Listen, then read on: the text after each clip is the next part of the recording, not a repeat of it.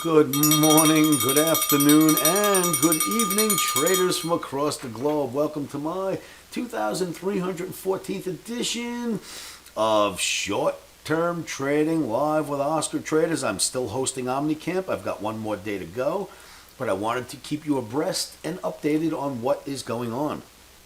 Remember, this is a very risky game. Never trade without stops. Always place your stops first. Selling short options or futures or anything of that nature is very risky, so be careful, kids. And we don't do that here. We don't sell short options ever. Traders, bear flag bingo. There it is, kids. I pointed this out to you last night and showed you what was coming, and this was our fate.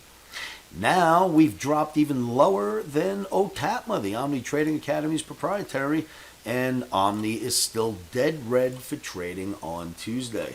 So make sure that you take a look at my site for our trade and sell the rallies in E-mini S&P.